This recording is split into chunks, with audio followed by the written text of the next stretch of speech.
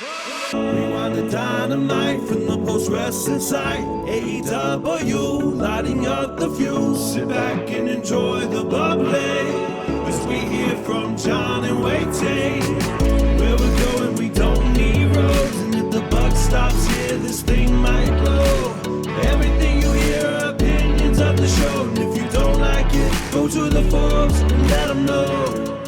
Hello, everybody. Welcome to Rewind-A-Dynamite. It is Jon Pollock and Wai Ting here with you on a Wednesday evening coming out of Dynamite from Chicago, where it was very snowy out, but very heated indoors. Apparently, yeah, big snow day in Chicago. I've read some schools were even closed, so... My goodness. Yeah, wow. Just this... When are we going to...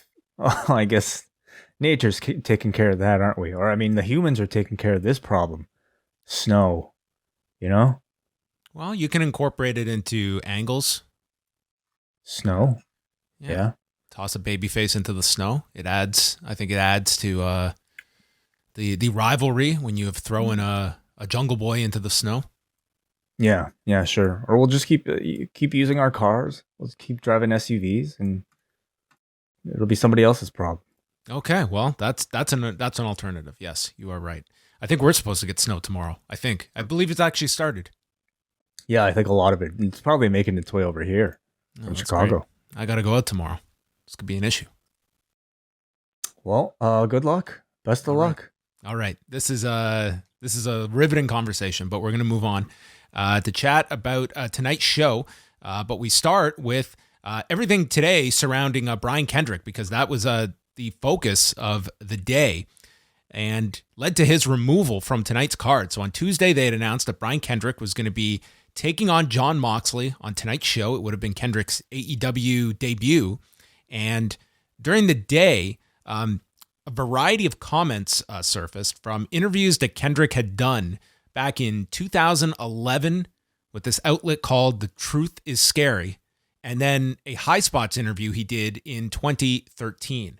So I think everyone is probably familiar with Brian Kendrick and his conspiratorial mindset, but I'll just say for myself, like, I will plead ignorance. I was not aware of the severity of the comments, because the ones that were focused upon were just these horrific comments about the Holocaust and the murders at Sandy Hook Elementary School back in 2012.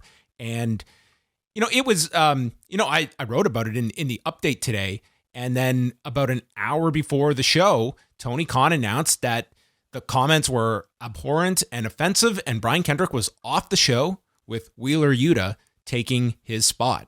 And Brian Kendrick has since come out. He actually posted these around 9 p.m. Eastern time, stating, "I apologize for all the hurt and embarrassment I have caused with my words. These are not my beliefs and never were beliefs of mine, and I crossed the line. I spread the most vile comments without thinking of the damage it would cause.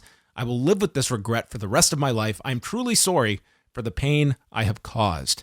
And yeah, this was one where I won't say I was shocked that he was removed from the show, but the fact that an hour beforehand this statement gets put out, it was, I don't know how many promoters would make that move so close to a show that they felt this was enough, that we are not going to put this guy on our television program that starts, I don't know when they first were made aware of the comments, but not a whole lot of time before they were going live tonight. Yeah, I did the update with Andrew this afternoon at 1:00 Eastern time, before I think any of this at least hit my attention. And it seemed like, we were talking about, wow, what a crazy 24 hours for Brian Kendrick. It was announced he was released, and then all of a sudden announced for AEW Dynamite. And we were really excited about Brian Kendrick's debut in AEW, taking on Jon Moxley, probably, being attached to this Bryan Danielson storyline. And then everything started to come out throughout the evening, and I started to feel kind of shitty about my anticipation for it all. And as more information came out, it kind of became a lot more than just, we've kind of known, like, I think we all might know one of these, like people who believe in crazy conspiracy theories. But when it came to his views, or previously stated views on Sandy Hook. And then like the comments just that people were digging up just seemed to get worse and worse about the Holocaust denial and everything else. It really became quite inexcusable, and it just really caught fire everywhere on the internet, on Twitter, on Reddit, to the point where I was really wondering like what the response was going to be when he came out and actually wrestled that match. And I didn't think that AEW would pull him because I think it was so close. And I think part of me was wondering, well, like, do they consider this big enough, you know, to do something about it? And clearly, by the time it got to 7 o'clock or whenever throughout the day, as I'm sure they're discussing this internally, they felt it was big enough, and they felt that this was not worth the PR risk. And I have to assume there are plenty of people in the back that are very proud Jewish people that probably had something to say about this as well. And for a guy who's not contracted to the company, who you're essentially doing a big favor for, giving him a big match on your national TV show, I absolutely felt it was the right decision to make. Yeah, I mean, I applaud them for making the decision. I don't have a whole lot of time for stuff like this. To me, it's, you know, there is a you know, the genre of like conspiracy theories. I mean, there's an element of it where it's largely just, you know, ridiculous stuff that is meant for like entertainment purposes. And I think in this age of so much misinformation, that is a lot more dangerous territory now. This kind of stuff, like this is never, this is not a censorship issue. This is not a free speech issue. This is just someone putting out some really, really shitty comments and being held accountable. That's what he was. He was held accountable today for these comments that have just skirted under the rug for this many years, because I don't think these were very high profile interviews, or that people would be sitting down in great numbers to watch something called the Kendrick theory on High Spots as he talks for however long it is. Sure. Yeah. Yeah. You know, I felt, I was really curious to know if Brian Kendrick himself would send out a message before Dynamite, before all of this stuff, you know, before he was reprimanded for it by AEW. The fact that he didn't, I thought spoke a lot. Like when you don't at least answer the criticism, you're leaving much of the audience to wonder if you're still this person. And we have to remind ourselves, okay, people can change, yes. You know, these comments were made over, and one of them was made over a decade ago. Another was made in 2013. But we have no idea as an audience what he currently thinks of today. It wasn't until after the show already aired, after he had been taken off of the show, where he denounced his comments in the past. And, you know, if you're him, you're probably recognizing, okay, do I blow this up right now? Like, you know, do I possibly get more attention to it by tweeting it out? And I would say clearly the answer was yeah. Like you apologize for it, and instead of, I think, you know, hoping that people don't find it, and having it be skirted under the rug. So you know, he seems remorseful in the comments, but man, like the apology honestly is not for me to accept.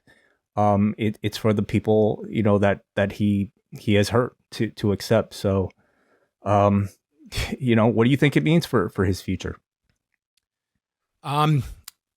It's a question of, you know, if people deem him to be truly remorseful, maybe there will be opportunities. Like I'm not somebody that believes that, you know, you say something really, really stupid and it's held against you forever. I do believe in forgiveness for people where it is warranted.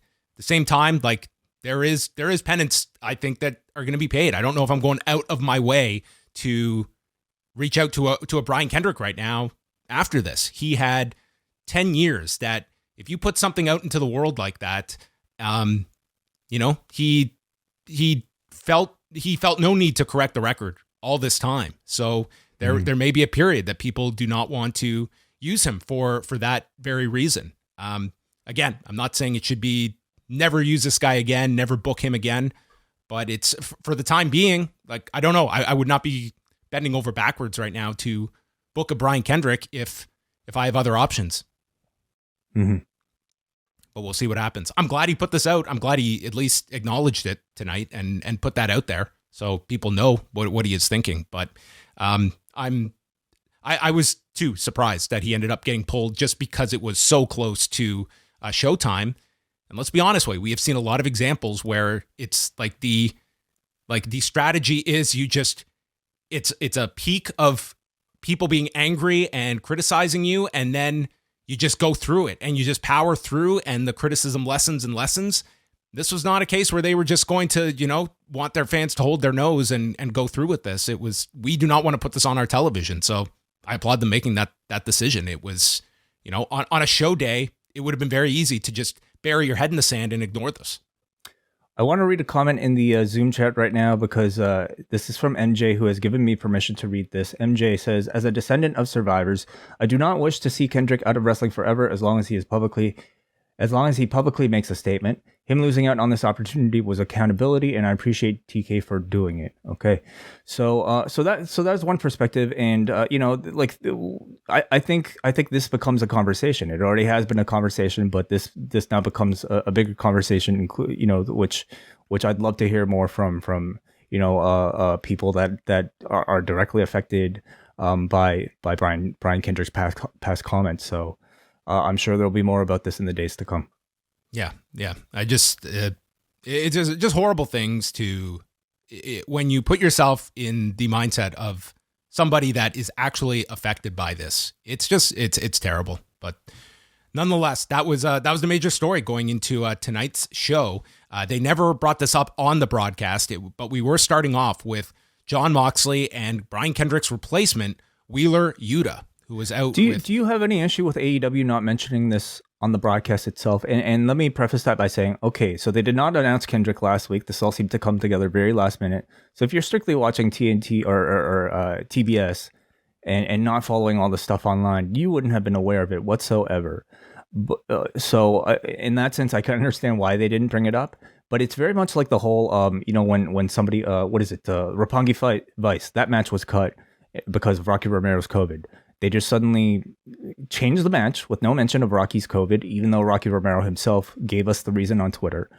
Do you feel like there should be a level of transparency from Dynamite and AEW in this instance? I didn't look at this story of AEW needing to be accountable for this. I think, I don't know however many people were even aware of these comments before today. So I don't really hold this. Well, not. I don't hold this against Tony Khan or AEW for booking because very few of us and a lot of us didn't know. But the fact that they did announce it at least online, and then change the match last minute, should any of that have been brought up?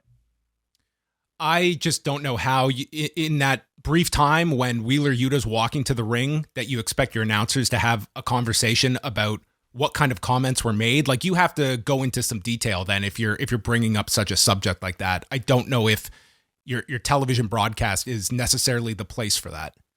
Because it is a big story. Look at the discussion we've just had, and we've spent 10 minutes on it. I mean, we're asking... But that doesn't necessarily excuse them not getting to it. And again, I don't know what the right answer is, but it because it's such a big story, because we are spending 10 minutes on it, for it to have zero representation on the actual broadcast, I just wonder if there's a I mean, you got a public statement out of them. It's not like Tony Khan just said Brian Kendrick's off. Public statement on Twitter. Reasoning. That's a public statement, Wade. You could go on. I don't want them to just say, well, Brian Kendrick is off for some insensitive comments, and that's all we say about it. It's you either go into it, and I think you have to have an actual discussion about what these comments were. We as a company, if they had chosen to, fine. But I was not looking at the company running away from this story. If they had just gone ahead with Brian Kendrick and made no acknowledgement and just ignored this story today, that would have been running from the story. I think they did the opposite of that tonight. I don't think there are too many companies that in this situation would have pulled someone from a featured match because of something online. So Moxley and Yuta, we had Orange Cassidy and Danhausen in the corners, and this was a rematch from October. This was the match where Moxley beat Yuta in 47 seconds last October, so they went much longer this time with Wheeler Yuta putting up much more of a fight. Moxley executed a pile driver. He raked the back of his back with his nails. We're going back several decades for the back rake spot here. It's a common spot of people like El Phantasmo. That's right. Yes, I guess he is bringing an ode to this spot. Yuta would fire back with a drop kick, climbs, and Moxley rolls out. They're fighting on the edge, and Danhausen distracts, allowing Yuta to hit a dive onto Moxley. In the ring, Moxley catches him with a cutter, which it's a brand new week of cutters. This is starting things off, I guess. It's got to be its own category at the end of the year, best cutter of the year. Yeah. Okay. The paradigm shift gets countered, angle slam by Yuta, and then a splash off the top for 2. Wheelbarrow into a choke, and Moxley drops these elbows into the paradigm shift, and 7 minutes, 29 seconds, Moxley gets the win. I thought it was a good match. Mox's intensity continues to shine upon his return here. I thought Wheeler Yuta looked really good. Yes, he was doing the job again, but this time he got a whole lot more offense and time than usual. In the main event scene, I suppose Yuta really is just sort of an undercard jobber, but perhaps they're going to use this series of losses to Moxley to do some sort of long-term build like they have with Sammy Guevara and Cody Rhodes. After Danielson appears in the ring and asks the crowd if they want to see them fight, and everyone's chanting yes, he says he wanted to see them fight for a long time too, because Moxley was different and wanted to see what he had and test himself. But this is a new Jon Moxley. He says that he was watching when Moxley was AEW champion and that Moxley was the best AEW champion. So what a dig at the other champions, including Hangman. And potentially building new feuds. Yes. He says that if you had some support, you could still be champion. And he has realized that the two of them should not be fighting. We should be fighting together. The crowd got into this. He said there is no reason why some millennial cowboy should be champion.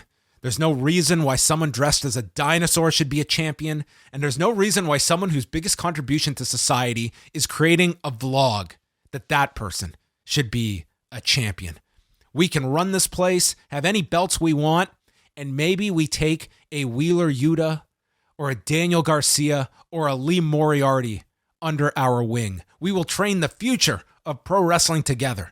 Think of the greatness we can create and the legacy that you want to leave behind. And he leaves Moxley to think about this offer. I love this. I thought Brian was fantastic. This was a little bit surprising for me because in all of Brian's big AEW feuds so far, he hasn't necessarily done much talking to build up his feuds. He usually just comes out and challenges guys to a fight and then kind of tends to do his storytelling inside the ring. Here, he kind of starts off exactly how we were expecting him to. He just comes out, simply asks the crowd, do you want to see us fight? And the answer, of course, from the crowd was yes. And I thought that was it, end of the build. We're going to get Moxley versus Bryan next week or at some show.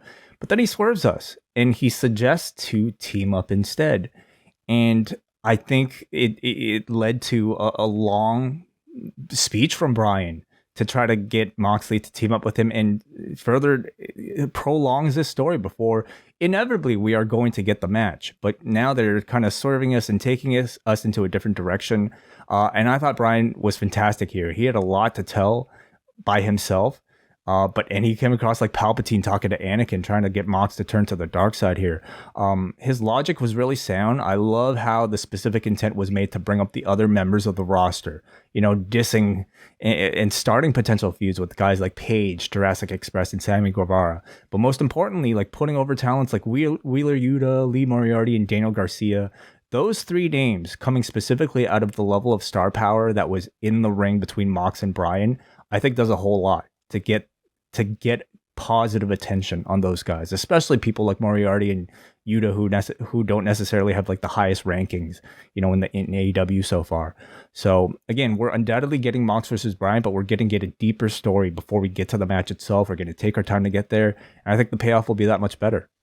Yeah, I think there's a lot of interesting ways to go here. I don't imagine that Moxley takes him up on this offer, but I can totally see Danielson kind of putting his little crew together And maybe you either have Moxley as like this lone wolf, or potentially like Moxley gets some guys that are more in his mold than are in Danielson's mold as the three were that he named. But I really like this, especially if they end up going with this with Danielson with like his little like soldiers that he recruits. Yeah, or he could pair up with Jurassic Express and do my Dungeons and Dragons gimmick I proposed in that Survivor Series game. All this time later, yeah, that is also a possibility on the table. But I think that like this gives them the kind of the runway to extend this and probably get to Danielson and Moxley at the pay-per-view, I would say. Perhaps, yeah. I mean, we'll see whether or not they actually go ahead with this sort of faction idea, and that sounds wonderful. Like anything with those names that Brian suggested, going up against perhaps a Jurassic Express or something. It sounds great. We don't know if they're actually going to go that route, or if this is simply words, to just directly lead to a Brian versus Mox match. But either way, I'm interested in the story. Well, we followed that with another in-ring talking segment. Brandi Rhodes is here in Chicago, and she loves being here. Everyone is so nice here in Cleveland. Boo! That's not where we're from. We're from Chicago. You don't even know where you are. And they are so upset at Brandi. And then she gets interrupted. Was this the first clear heel direction we've had out of Brandi since her return? Oh God, I don't know. She's been a heel in different capacities. What was she? Since she's come back from pregnancy? Oh, from back from pregnancy. Well, she's had the segments with Dan Lambert before, but not where. She was much more a babyface the last time. This was just they were just trying to out heel one another. So Lambert comes out with the Men of the Year and says that it's bad for business when you start believing your own bullshit. Brandi doesn't need a reality show. She needs a reality check. And says you can't pretend that Cody actually earned his spot, or that the chief branding officer is a real title here in AEW. You pretend to be Brandi from the block when you get mad, and that's as fake as those fake bulldogs coming out of your shirt. And Lambert says that, what does it say when you're getting booed against me? A rich, angry, conservative, sexist, AEW hating egomaniac. The crowd cheers us. Like, yeah, these are the characteristics we're cheering. He says, I'm almost a decent human being next to you, Brandi. So Brandi responds by addressing Ethan Page and saying the only reason we hired you was to get to Josh Alexander. It's like that's some terrible like strategy. You signed this guy for like a year. You're no further ahead. Josh Alexander hasn't been on this show once. Wouldn't you want to just wait out his deal? What's Ethan Page representing? Like the bridge to this guy? Number. He's got a phone number. I think Josh Alexander will take a call. It's terrible strategy, but I mean, really, it was just more of a dig, right? Yeah. Well, joke's on her. You paid me a year so far. I'm doing great. Then says that she's been doing her homework on ATT. They're a 5-time Gym of the Year, and you're doing great, Dan. The crowd starts chanting, shut the fuck up at Brandi, and she just eggs them on. Are you done yet? And then brings up that your best fighter just got knocked out by Jake Paul. And that's when I was waiting for Lambert to say, actually, Tyron Woodley was at the St. Louis satellite group of ATT and really has nothing to do with our Coconut Creek main facility. But he did not say that. Yeah. I mean, Brandi then brings up Amanda Nunes, but says, oh, that's too soon. I think this one flew over probably half the audience's head that are not following MMA in any serious regard. But says that Dan should maybe focus more on American Top Tits. American Top Tits, yeah, that was pretty weak. Like, what is the logic there? I mean, I think Brandi usually has some pretty good lines, but what is the logic in American Top Tits? Like, how is that insulting? Yeah, like it was she like trying to make it seem like it's just all women at American Top Team? Like, I don't know. How would that be an insult? And secondly, like, what Like, how did she arrive at that word in place of team? Maybe she just meant it in an overall term, like tit as just an insult and not gender specific. It was a weird really selection. Trying. Weird choice. I'm really trying. Yeah. I think everyone knows what I thought of this segment. Dan asks that maybe it's time for your whole family to turn heel. The only face turn that people will buy is the one from your old job, which was being turned face down. So Brandi slaps him. Lambert thought that she was going to be willing to fight, and he has more things to do before he goes down in a blaze of glory getting canceled. And he brings out the returning Paige Van Zant, who goes after Brandi. The audience doesn't know who to back here. And then the locker room empties to separate the two women. So we are going in the direction of Brandi and Paige, unless the idea that had been thrown out, I think by one of our listeners, maybe even you, Wai, about doing the mixed tag idea where it could be Paige and Austin Vanderford against Cody and Brandi down the road. I guess that's that would make sense. Hey, first of all, before we even move there, do you know the status of Josh Alexander in Impact? Because I believe the contract is up in February. Like, I don't know off the top of my head. I'd have to look it up. I don't know. So, I mean, is there anything to this comment?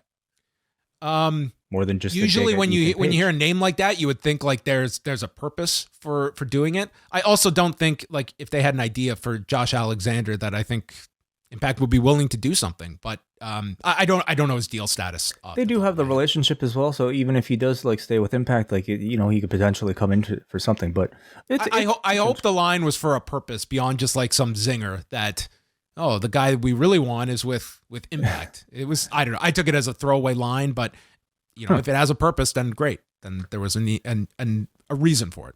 Yeah. So yeah, this segment, I mean, definitely mixed reaction, if not more negative, I would say. Did you see positivity to this? Like, I wasn't scanning Twitter for this. I wasn't scanning it so much either, but I mean, I think mixed it was reaction. I don't know if it was all that mixed. Well, I mean, I thought it was a positive reaction for Dan Lambert coming out. He felt like the biggest babyface in the city coming up against Brandi Rhodes. Is that what you want? I'm not sure. Like, what was the purpose of designing the segment? I mean, yes, Brandi does. No way. I thought it was taking two like heels and just trying to like who would be the bigger heel, and it turned out it was Brandi. So Dan Lambert is working a feud against Cody Rhodes, but that's Cody Rhodes, who is in a weird gray area where I think he's supposed to be a babyface, but not necessarily heel, or a heel, but not necessarily babyface. So, depending on the week, depending on the hour. Brandi, though, clearly was being a heel throughout the entire segment. So I don't know. Like, again, like the kind of blurred lines are spreading towards Brandi now. I'm not exactly sure what the intent was, but I think there's only one clear direction here, and that it's that these Rhodeses are not going to be effective baby faces. And you can't expect a positive reaction, I think, in most towns, certainly not a town like Chicago.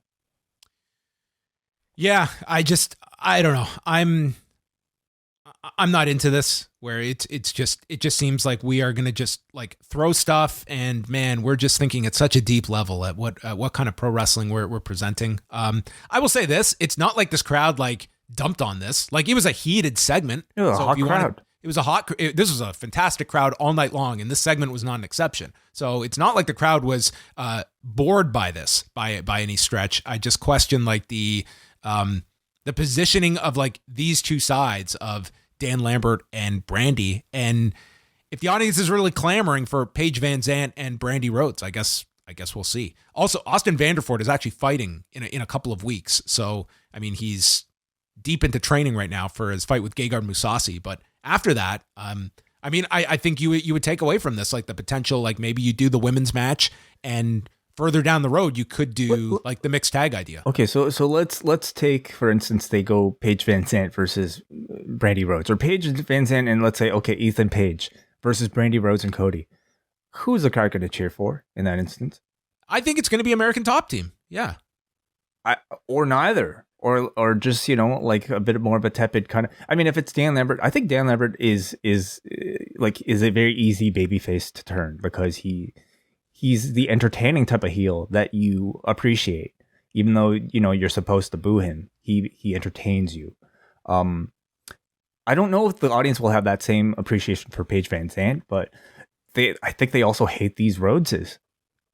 It also could be a very tough match if you were to do Paige Van Zandt versus Brandi Rhodes. The singles match, yeah, that'd be hard. And that could be a case where the crowd just turns on the match if it were to fall apart. Yeah, we'll see. So this is an ambitious. I don't program. think they would book that singles match. Like I think it would be a mixed tag or something. Well, if you're doing the mixed tag, I mean, for the betterment of the match, then you could argue Ethan Page makes more sense to be in that match than Austin Vanderford. You at least need a somebody. general. Yeah. Yeah. After that segment, we go to the Hardy family office in their... No, the Andrade Hardy family office. Sorry, everyone. The Andrade Hardy family office in their official stairwell. Matt is disappointed in Private Party losing on Rampage. So now Sammy Guevara has an open challenge for the TNT title, and he has nominated Isaiah Cassidy to go win the TNT title on Friday.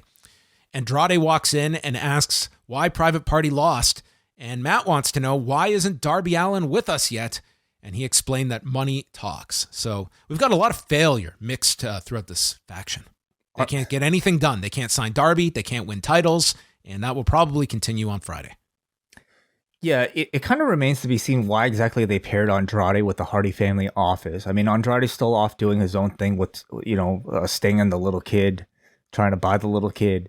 And really has nothing at all to do with, Private Parties or Matt Hardy. Like Matt Hardy's still operating the HFO as if it was still the HFO. So I'm assuming it's just a way to have Andrade get some people to run in for him without having to pay. So Matt is now the minority owner, but he has more seats on the board, correct? I think so. Yeah, sure. So look at that. We might have a showdown. I suppose so. Yeah, whatever it means. I will say though, I was wondering if the HFO would drag Andrade down. That wasn't the case here. I actually felt like Andrade helped improve the segment. That man is so entertaining that him just kind of coming in, doing his whole thing. Like, I don't know what Darby's issue is. Maybe he needs more money. Maybe I need to talk to Dad. Like that already made this more entertaining. Well, I can't say I thought about this for a second after this segment ended. Malachi Black and Brody King against Pac and Penta El Zero M. Pac starts the match, and he's got the blindfold on. And he stands in front of Malachi Black, and they start the match with him doing spots with the blindfold on, and I thought this was the coolest thing.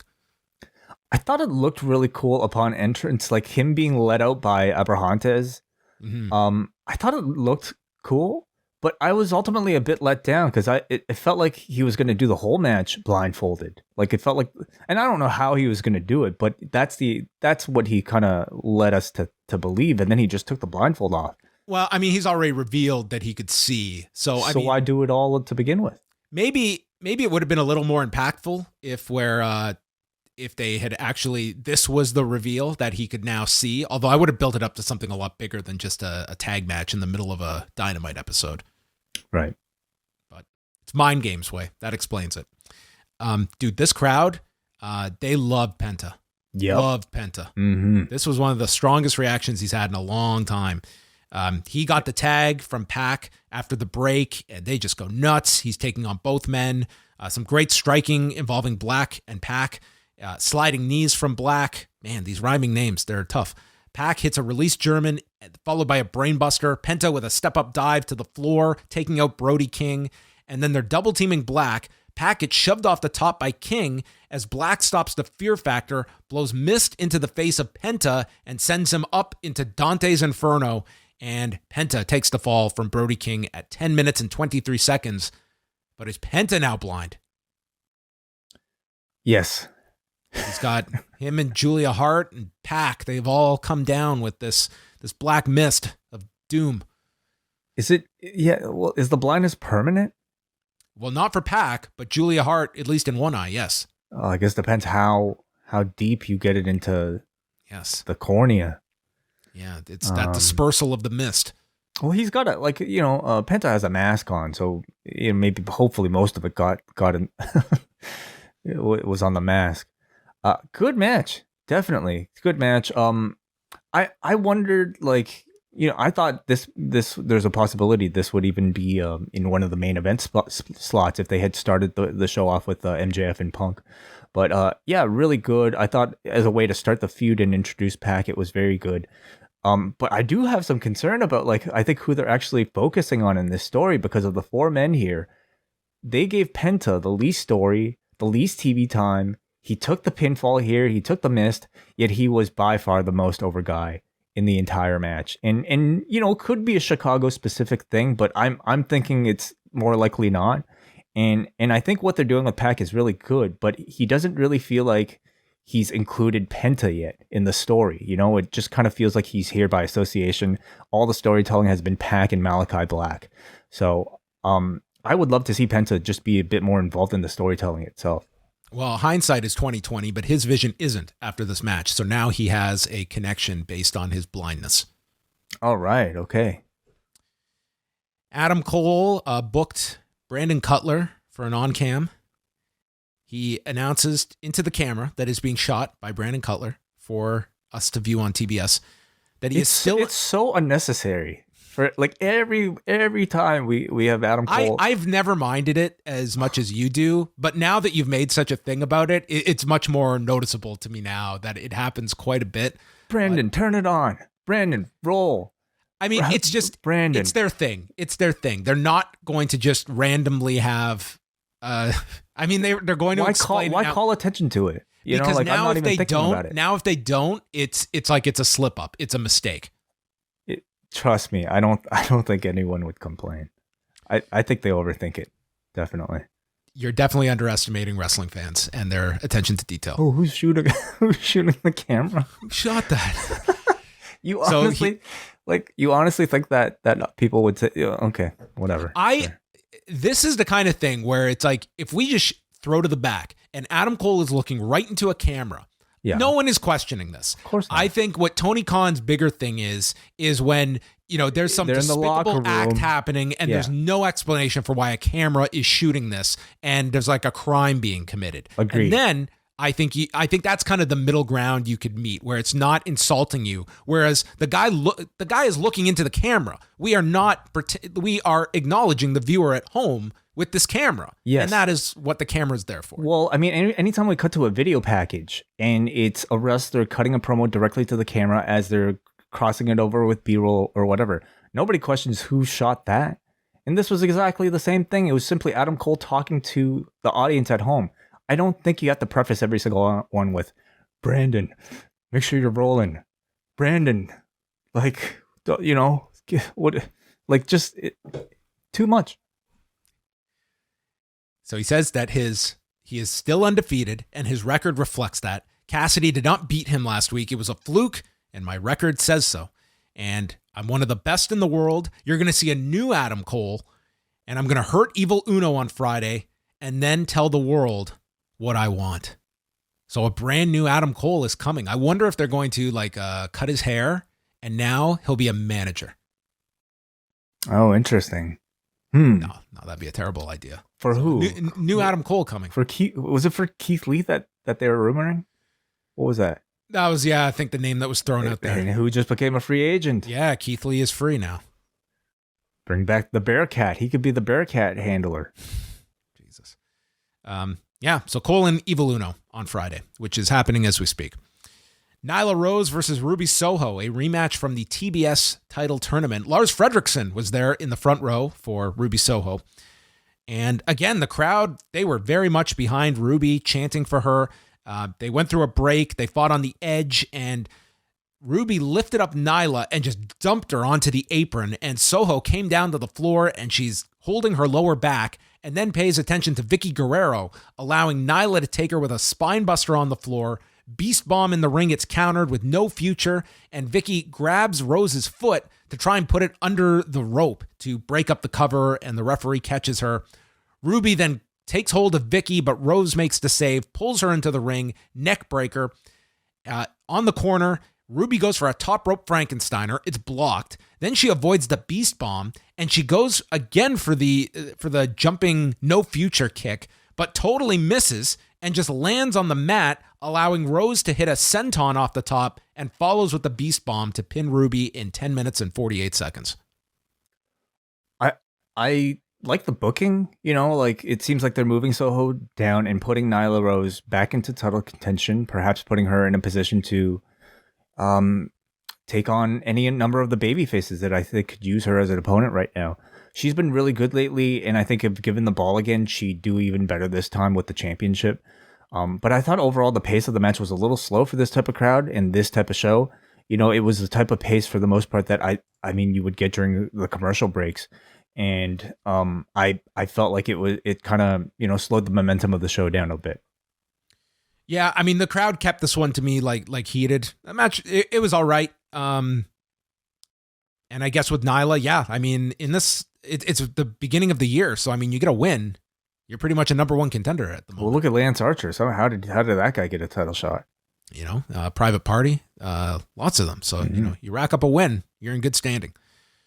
The Gun Club are with Jungle Boy in the back, and they just make fun of him and beat the hell out of him, and then throw him outside into the cold water on the floor before sending him into the snowbank. And then Cage and Luchasaurus show up way too late. Where were these guys? Jungle Boy just sent out into the snow. I mean, I guess he's gonna catch a cold.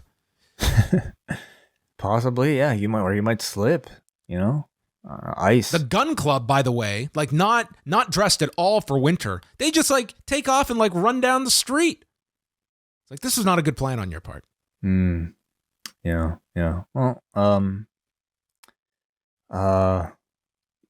dress warm. Moral of the story. Yeah, that's it.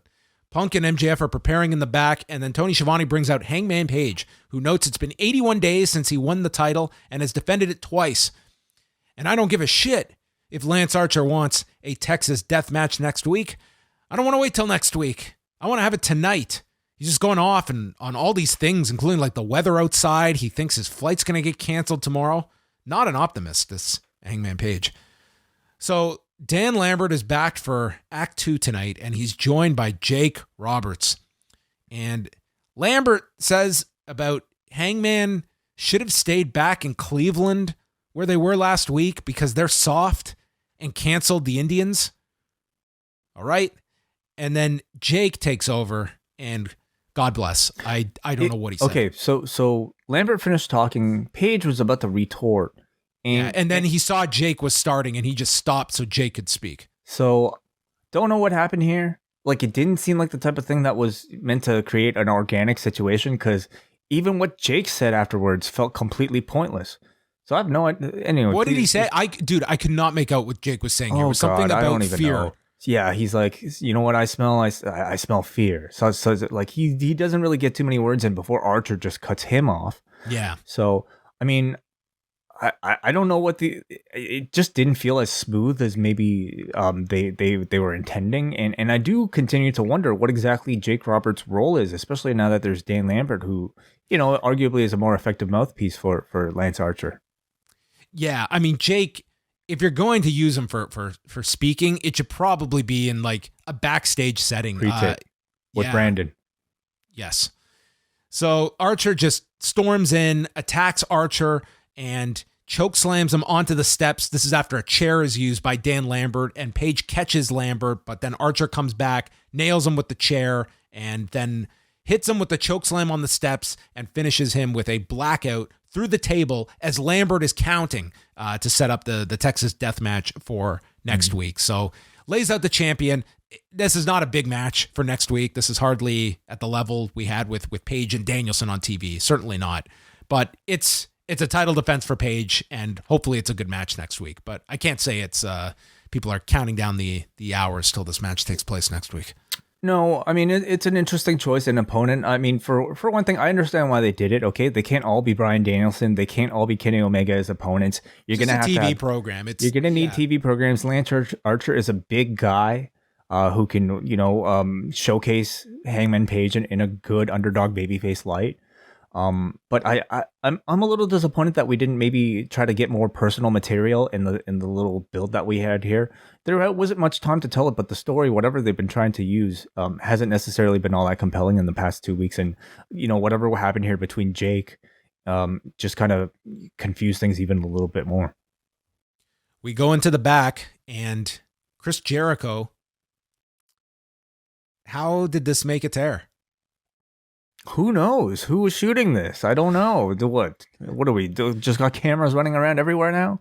What kind of unrealistic setting is this? I can't suspend my disbelief to think a guy would talk to a camera, have it broadcast on TV like this. How do you get the tape into the truck? Do you buy commercial time? Yeah. Chris Jericho addresses Santana and Ortiz and calls it disrespectful what they did last week, not tagging him in on Rampage. He says how, if this is all about Eddie Kingston and how they got into the industry with him, well, we got into AEW together, and says that I'm a bigger influence than Kingston. I'm a bigger influencer than Kylie Jenner on Instagram. So next week on Dynamite, I'm calling a full Inner Circle team meeting, and you all better show up because attendance is mandatory. Okay. The team meeting. Team meeting, yeah. I mean, this story hasn't really I haven't been crazy about it, considering the amount of talent that's involved between Chris Jericho and Proud and Powerful and Eddie Kingston. I don't know if the promos have been all that great, nor has, in my opinion, the story been laid out all that effectively. But it's also been hampered by Kingston getting hurt, so I think they're kind of just holding up certain things while Kingston recovers at the moment. Oh, okay. Yeah, that's true. That's very true. So hopefully next week you put that amount of talent in the ring in a speaking capacity. I have high expectations. It's been a while that they've had the whole group together for a segment together. And I would assume Eddie Kingston, right? Don't you think? It would make sense that he crashes the meeting next week.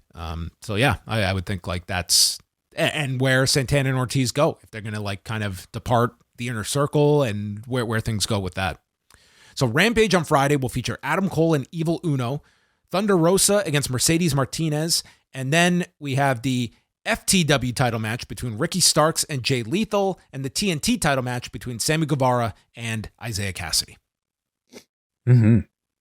And Dynamite next week, all they've announced, it's the Texas Death Match and the Inner Circle team meeting. So more match announcements to come for that. And then it's about 9:15 Eastern, and MJF walks out. So the rest of the show was dedicated to MJF and CM Punk. Were you surprised? Number one, you were thinking like maybe they wouldn't end the show with it, but given that they did, are you surprised that they dedicated so much time to this? Am I surprised? I think no. Were you expecting like a long match between them? Yes, I was. Absolutely. Yeah. I mean, we've seen AEW tend to lately, put all their main events off the very top, especially when it comes to these big matches with the possibility of time running out. This was a Dynamite where they had only announced 4 matches, and we saw all of them by 9:15 p.m. here. So definitely suggested that this was going to go the distance, with 30 minutes and plenty of time left over, or that it was going to be some sort of draw. Like it almost kind of guaranteed that, and it didn't. So they still left plenty of surprise. I thought it was really interesting that they did this, and I got especially excited in the middle of the match. So the match begins, and it's Punk pretty much for the first 5 minutes of this match, just destroying this guy, and it gets stopped when MJF is sent into the corner and Punk misses, and he runs his shoulder into the post, and his left shoulder, he would sell this for the rest of the match. And MJF was terrific working over this arm. It all like tied together with all of his different submissions, his attacks on the arm, and sets up Salt of the Earth as well. So that was a really, really strong part in the early going here to set that up. Punk would eventually come back. They brawled through the crowd actually early on as MJF was trying to evade. There was a Pepsi twist from Punk, and this crowd, it just grew and grew and grew. It was amazing to hear this crowd and how sustained they were for these final 45 minutes of the show. Oh, completely. I mean, this is CM Punk in Chicago wrestling against, I would say, the highest caliber opponent he's had in one of the best builds that he's had in years. I mean, of course, in years, but even considering his WWE run, I mean, I would certainly put this up against, the Cena feud and anything else. So the recipe was there for one of the hottest crowds you probably heard on Dynamite. Yeah. So we have Punk is this is after the Pepsi twist, and MJF. By the way, did you catch before that Bilal Muhammad getting the opportunity to chop MJF ringside? They were on the floor, and Punk held up MJF. And Bilal Muhammad just gave like the most unconventional chop and just swatted this guy. Just nailed him. Yeah. And MJF sold it huge as he like rolled back into the ring. That was a fun spot. A Rufus sport fighter. Yes. So behind the referee's back, MJF grabs a piece of his wrist tape and he starts choking Punk with it, but then uses his arm to conceal the tape. And Punk is trying to get Bryce's attention that he's being choked, but all the referee can see is the forearm that is covering the tape. And Punk goes down, and this crowd is like seeing him go down, and then all of a sudden the bell rings, and this place loses their minds, that they are just shocked that Punk has lost, and they leave just enough time for MJF to celebrate before Bryce finds the tape and informs Justin Roberts that the match will continue. So let me just say, I thought this was the greatest thing. Okay. We should also mention that many people were pointing out that this was a reference to a spot in a Jimmy Ray versus CM Punk match during their ROH feud. So this was something that he had done before, a reference to that. This was a very good dusty finish, but I was kind of disappointed when they restarted this match because, I thought it would have been such an incredibly ballsy and perfectly trollish MJF thing to do to end one of the most hyped matches to take place on national TV in the man's hometown and ending it with the most unexpected finish ever, an arm drop after a generic sleeper hold. I mean, this was not a generic sleeper hold. You did have the tape, but to me, that might be the most unexpected finish in wrestling, the raising your arm 3 times and having it end that way. And then on top of that, having 27 minutes left in this show, talk about taking away people's expectations. The timing of the show kind of led you to believe that this would go 30 minutes. So I thought it would have been incredibly ballsy to end it completely short of that time. But this was ultimately just a dusty finish. So the match gets restarted. And then Punk fires up. And dude, the heat here is unbelievable. He drops 20 punches on MJF in the corner. He then just goes full Bret Hart here. Manhattan drop, the bounce off the middle rope into the clothesline, and then he goes for the sharpshooter. And he can't apply it because his left arm is still giving him problems, and he gets kicked to the floor. And Punk's selling was terrific here. Throughout the break, he's just getting beaten down. The heat seeker is stopped, but then Punk manages a springboard clothesline and follows with a tope suicida, and in the process, injures his knee. So now his shoulder is screwed up and his knee is destroyed.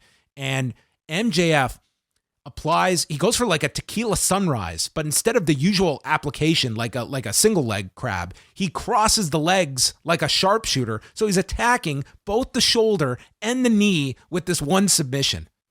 I was loving this match at this point. It's fantastic. A lot of thought was put into every single move, clearly. Really clever stuff.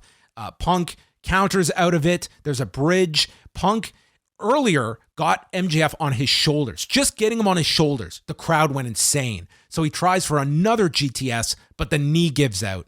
And MJF ends up ducking. It comes off the rope, and Punk ducks and hits a poison rana on MJF. And dude, Punk, they showed the overhead replay. Punk's landing just sucked.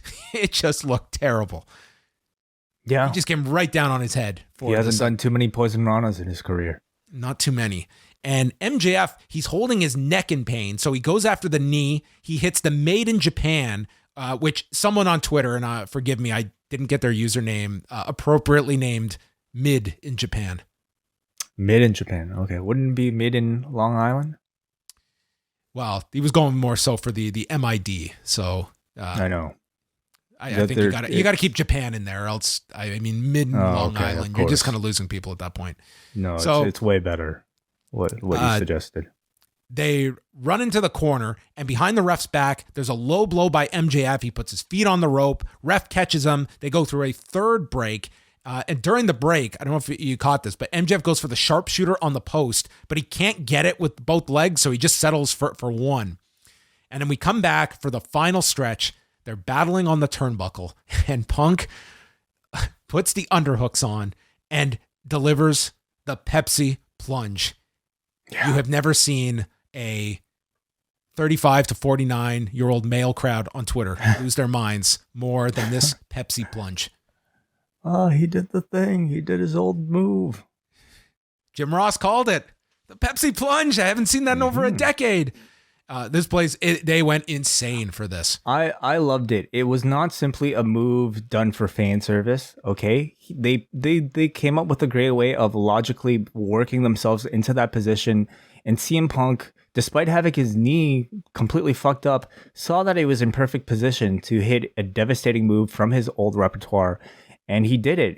It was a perfect time to sacrifice your injured knee for an old spot. There's a pair of tombstone reversals.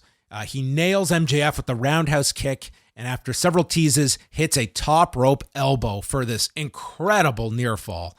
MJF rolls to the floor, and we're deep into the match, and Wardlow comes out, and everyone wants to see what he's going to do. MJF is dead on the ground. Wardlow steps over MJF and gets right into Punk's face, and they're having a stare down, and Wardlow just stands to the side, pretty much giving MJF over to Punk. At least that's what you're left to believe. And they go into the ring, but Punk is still focusing on Wardlow, not fully believing that he is not up to something. And that allows MJF to grab the Dynamite ring out of his trunks and clocks Punk behind the referee's back. And MJF pins CM Punk. They went 38 minutes and 9 seconds. So MJF is your winner, and he sits cross-legged in the ring and passes the ring back to Wardlow. This was outstanding. We should state that, they were very good with the handling of the ring and everything, like to the point where I certainly didn't notice until they played the replays. And I have to imagine a good chunk, if not most of this crowd, probably didn't necessarily see it themselves. So I thought they left the idea, at least, before the replays, that we weren't exactly sure if it was Wardlow doing this intentionally or unintentionally. They left it pretty strong. And then that's all to say, like, they did a good job of actually hiding, giving us a bit of a sleight of hand in handing the diamond ring. But this was a great match. It really was a fantastic match, in a promotion where I think you have incredible athletes that can do crazy flips and dives. These two completely relied on great psychology and great storytelling. It's the type of match that I'm going to rewatch without taking notes, because I got the sense that every detail and move and facial expression probably had a lot of thought behind it. And I'm positive I missed a whole lot by being on Twitter and going through the commercials and whatnot. So Punk's selling was great. MJF's body part work was tremendous. And let's kind of step back and think about the context of this. This had to be a pretty emotionally charged match for MJF, because he was out there with his idol. This is a guy who has legitimately a photo with him, his CM Punk, like hanging up in his room, that he lined up, at an autograph session again. Now he was wrestling him in front of his hometown. And of course, on top of that, like having so much bullshit and tension throughout the day come out about all of this Brian Kendrick stuff. I don't know how much it might have gotten to him, but I imagine it must have been a bit of a challenge to stay focused throughout the day with all that discourse.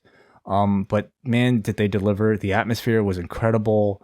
And I think a deflating finish ultimately. Like, you don't know. I don't know if like a match like this you ever want to see end with some sort of weapon shot. But I think given the circumstance, it was probably one of the best finishes they could have come out with. Because number one, I think MJF had to win, even in Punk's hometown.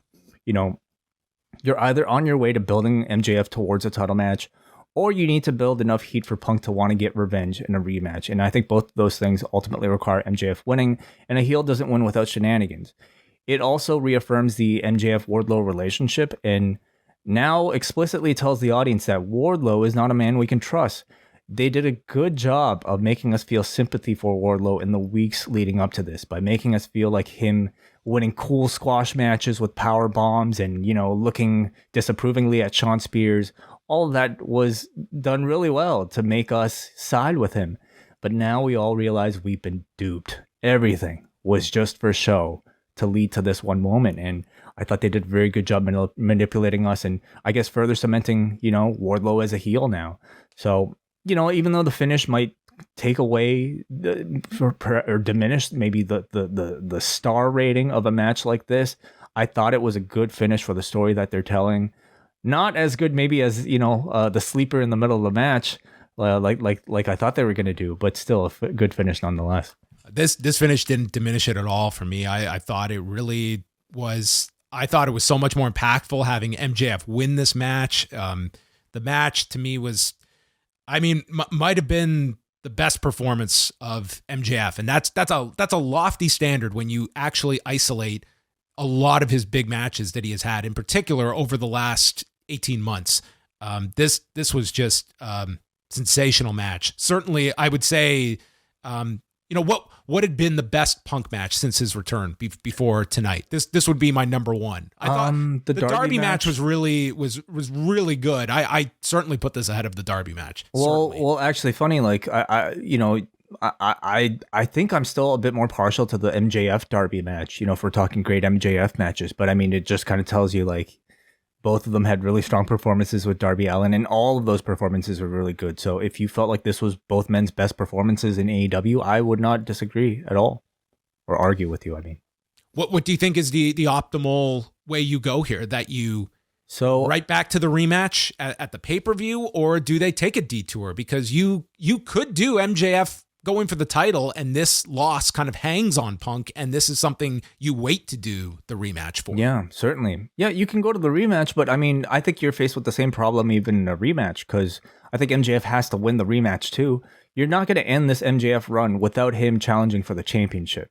You know, you're not going to suddenly have Punk beat MJF and then somehow rebuild your way up to an MJF title match. I guess you could. You could really do anything. Because you have enough from that last match with Wardlow. You could do Punk and Wardlow again. Yeah, absolutely. And this time would be hotter. So maybe you do Punk and Wardlow at Revolution. Maybe you have MJF actually challenge for the championship because he's in perfect position for it. Yeah. So fantastic main event. And man, that crowd was amazing for that main event. I mean, I'm so happy for Chicago finally getting a good wrestling show in their city to get excited about. This will hold them off for 6 weeks, so that's good. But there you go, a strong episode of Dynamite. Should we get into some feedback? Let's do it. You want me to start, John? Yes. We got a Johnny Sanchez who says this episode felt off this week. The first 3 matches were great, but it felt more heavy on backstage segments and a lot of Lambert. I like Lambert, but you see how important who is opposite of him. Against Hangman, it provided a way for the babyface to shine. But against Brandi, it fell flat and seems like the face-heel dynamic was switched. Okay, now onto the main event. The build of this match felt like a big fight feel, and after last week's attack, it felt more personal. But overall, this match seemed like a match from a house show. I'm sure the fans... That's a hell of a house show. I'm sure the fans in the building must have had a fun time, but the tone felt off from the weeks of build. Also, why now is lifting of the arm a thing when nearly all the time we see the ref immediately call for the bell when a submission is locked in and the eyes are glossed over? The fake finish then restart didn't work for me since MJF did the same thing with Jericho. The last 15 minutes was the type of match I wanted. I'm not sure why this match needed 40 minutes. Overall, I was excited for the match, but I just felt a bit disappointed. I'll be live at AEW next week. I hope it's better than this week's. Wow. What I find amazing, though, is that he said the first 3 matches tonight were great, but it was the main event that was such a letdown. Well, it was a different type of match. It was a slower type of match than maybe what you might have expected for a AEW main event, because we're so used to, like, you know, Young Bucks style, you know, bang, bang, bang. But like, clearly these two are going to go long. They have to go 40 minutes. So of course the pace is going to slow down. I would have a lot of ways to describe this match, but like slow would not be slow. Okay, so slow might not be the right word, but it was not a Lucha Brothers versus Young Bucks style of match. It was much more psychology based. It was much more body part based, you know. And maybe I'm just speculating about what Johnny might have felt was off about it, because I'm with you, and I'm probably most people in saying that this was an absolutely satisfying 4 minutes. All right, let's continue with Noah. He says, that main event was just perfect. I legitimately got out of my seat when Punk passed out. They completely got me on that one. And then was even more shocked when Punk didn't kick out at the end. So annoyed that Wardlow didn't do the right thing for once. Think we get the rematch at Revolution. We'll see. It's an option. I don't know how I feel about going back to it so quick versus the idea that this loss just looms over Punk, that he'll have to avenge, but do it. It's just, if you come back with this in 6 weeks, not even 6 weeks, more like 4 weeks in the pay-per-view. Yeah. I don't know if you want to beat Punk again, nor do I think you want to just, you know, give his win back so quickly. Like, let this match be of great significance for Punk's character moving forward.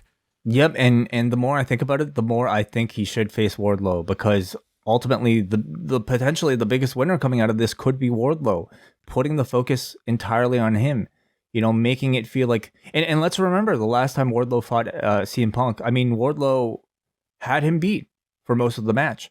Took like 95% of it, yeah. So they can continue telling that story by really pushing Wardlow, not just as maybe a favorite, but also as somebody who CM Punk has a personal grudge against now. So Wardlow stands to gain the most from a pay-per-view match with CM Punk, and hopefully he can cut some promos and build a bit more character as well. So I think I like that idea a whole lot more than even an MJF Punk rematch that soon.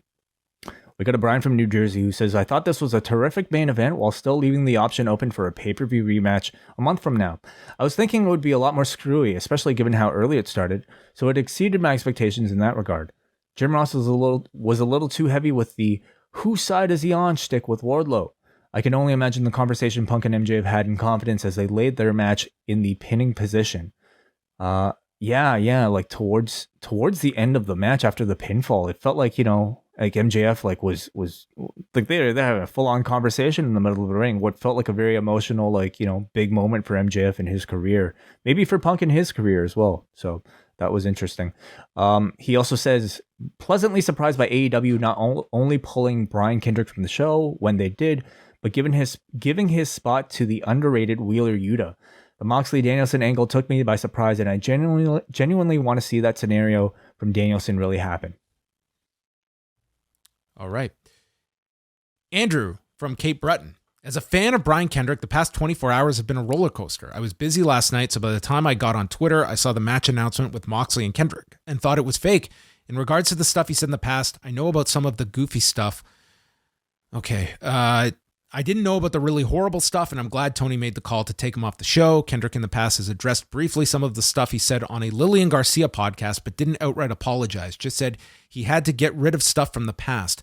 I did think Wheeler Yuta was a great replacement, though, mostly due to the post-match angle with Brian. I liked AEW finally beating a top guy in their hometown, and this should get actual heat instead of the groans WWE gets for beating a guy in their hometown. Okay, we get Kate from Montreal who says, all of the in-ring tonight seemed good to me. Peaking, of course, with the main event. After the false finish, I was left unsure as to what was going to happen, which made it more exciting. I love the tease of Danielson and Mox's stable, or just a Brian Danielson stable, and I'm very curious to see where it goes.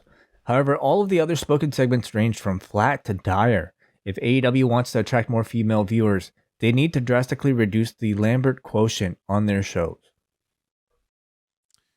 Okay, we go next to Muggin, who writes, good of AEW to give Wheeler Yuta a prime spot against Jon Moxley. The post-match angle with Danielson forming a group with young talent like Moriarty and Garcia sounds intriguing. The Brandi Lambert segment died an ugly death.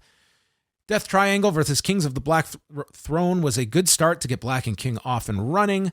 I looked at the time, it was 9:15, and my gut told me that Punk and MJF are going to go long with the main event, and they made every minute count. The first false finish was smart, and I was wide-eyed when Punk hit the Pepsi plunge.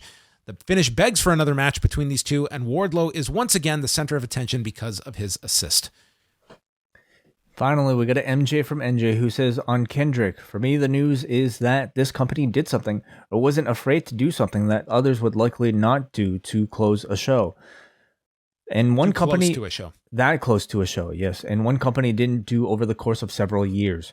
You hate to see any attention given to such nonsense, but to the degree it has to be covered, the accountability is everything. Personally, who am I to say whether the accountability should extend beyond and prevent somebody from working in wrestling? Fair to say this was the biggest opportunity left in his career and he lost. And it will be hard for him to gain fans back, as many will not easily dismiss him anyway. We are in a world where these old comments now resurface more commonly, not just in wrestling, and who knows what people really think or say in private anyway. Spread love and positivity, not hate and ignorance, right? Anyway, Brandi was doing her very best Steph tonight, and it was so cringe. I actually think that is the point. I'm leaning more and more towards the Rhodes being healed by channeling their inner Hunter and Steph and overbooking themselves as stars of a show when the fans don't want them to be. Yes. And yeah, there was a link that Andrew from Cape Breton included here where I guess Brian Kendrick at least made some reference to this when he was on Lillian Garcia's podcast back in 2017. Have you listened to it? No, I have not heard it. Yeah, we haven't listened to it. I haven't listened to it, so I can't really speak on it. All right, everyone, that's going to wrap up the show, but we are back on Thursday. We will be live at 1 p.m. Eastern Time, YouTube, Facebook, Twitter. You can watch us live on any of those platforms. We will go through all of the latest news, follow-up from Dynamite, and looking ahead, because Thursday night is the WWE's earnings call, so we will be covering that on the site, and then Friday, Brandon Thurston will join us, will be joining me on the new show at 1 Eastern, and we will go through all of the key items from the earnings call. So that is it for us. And Wai, anything else to mention before we wrap up? No, that's it. Just if you're gonna have a lot of snow, then dress warm and stay safe on the roads. There you go.